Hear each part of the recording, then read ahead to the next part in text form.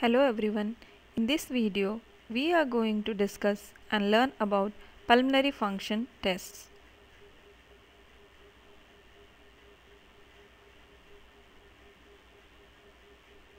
So, following will be the contents which will come across. First is basics of lung function in respiratory system, introduction, indication, contraindication, and different pulmonary function tests.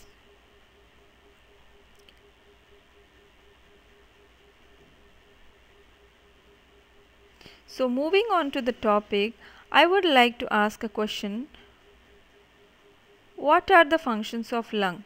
Like, why we want to check the function of your own lungs?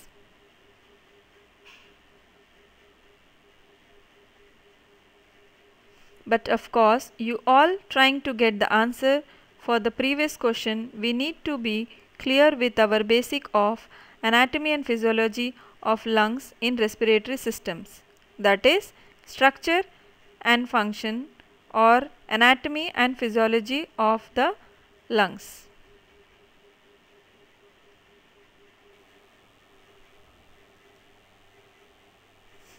So, as the structure of the lungs studied well by all, now we'll move on to the respiratory tract. As the respiratory tract is being divided into upper respiratory tract and lower respiratory tract. Under the upper respiratory tract, we have nose, pharynx, larynx and the conducting zone. Under lower respiratory tract, we have trachea, bronchi, bronchioles, lungs and respiratory zone. So, as discussed about the structure and the respiratory tract previously, now moving on to the function of lung, that is respiration, that is the work of our respiratory zone of the lower respiratory tract. Respiration consists of 4 parts.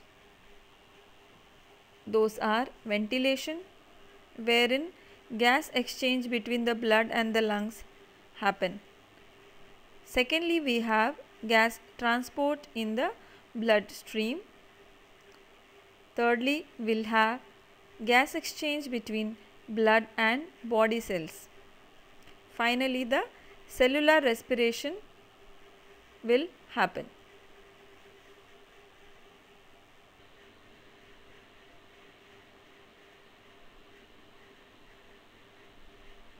As we discussed about basics of lungs, its functions in respiratory system, now moving on to pulmonary function tests. It is very important to get introduced to it as this test helps in the evaluation of mechanical function of the lungs. Pulmonary function tests are routinely used in patients with chronic respiratory disorders to monitor lung indices. That is, it helps in diagnosis of pulmonary disease or dysfunction, and improvement with treatment will be evaluated as a result of the interpretation of patient's pulmonary function tests. Such tests includes measurements of your lung volumes, ventilatory function and the mechanics of breathing, diffusion and gas exchange. Basically, the pulmonary function tests are categorized as volume, flow or diffusion studies. As I mentioned previously, pulmonary function tests are useful in following the course of a patient with an established respiratory disease and also assessing the response of the patient to the therapy. Next, it also helps in screening tests in potentially hazardous industries such as coal mining and those that involve exposure to asbestos and other noxious fumes like dust or gases. Then it also helps in screening the patient scheduled for thoracic and upper abdominal surgery and symptomatic patient with a history suggesting high risk. As we got introduced to the pulmonary function tests, we also should be aware of the term dead space, what exactly it means and how it is important for us to understand the pulmonary function test. The most important function of the lungs is to supply the body with oxygen and remove carbon dioxide post the metabolisms happening. As this continuous gas exchange takes place, sufficient ventilation is needed to move the gases to the alveoli. There is a series of conducting airways in the lungs from the trachea down to the terminal bronchi, which do not participate in respiration but only move the gases to the alveoli. This is the volume known as anatomical dead space. It's said that it is equal to the person's body weight. For example, if we have a person of 150 body weight, the dead space will also be calculated as 150. So here are the types of dead space: anatomic dead space, alveolar dead space and physiologic dead space. What do you mean by anatomic dead space? That it is contained in the conducting airways. The air contained in the conducting airways is known as the anatomic dead space. Alveolar dead space, that contained in the respiratory portion of the lung. Physiological dead space is a combination of both anatomic dead space plus the alveolar dead space.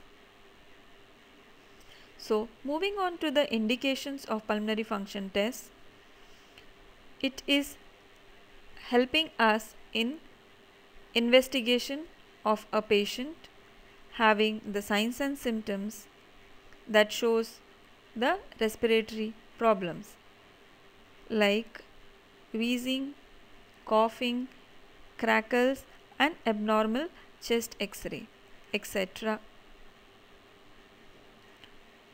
It also helps in monitoring of patients with respiratory conditions for disease progression and the patient's response to the respective treatment going on.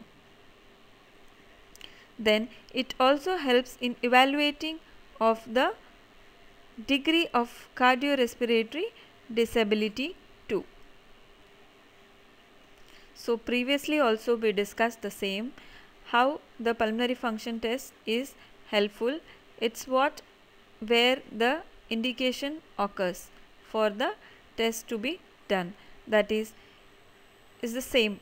Again, it is going to evaluate the patient who are undergoing the thoracic and abdominal surgery. That is the preoperative evaluation of the patient's pulmonary function tests. Then again, it is going to monitor the patients whoever are at a risk of pulmonary complications and so on. Routine assessments for individuals with high exposure to pulmonary toxic agents, example asbestos, dust and fumes. Then comes the contraindications for pulmonary function tests. Myocardial infarction in the last month. It means that if ever any patient having any episode of myocardial infarction previous month should be avoiding the pulmonary function test.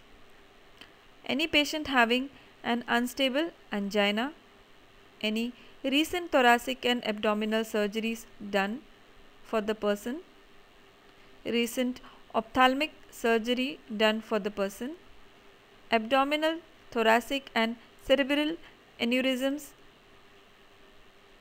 active hemoptysis. So as we are discussed with introduction, indication and contraindication of pulmonary function test, now moving on to different pulmonary function tests.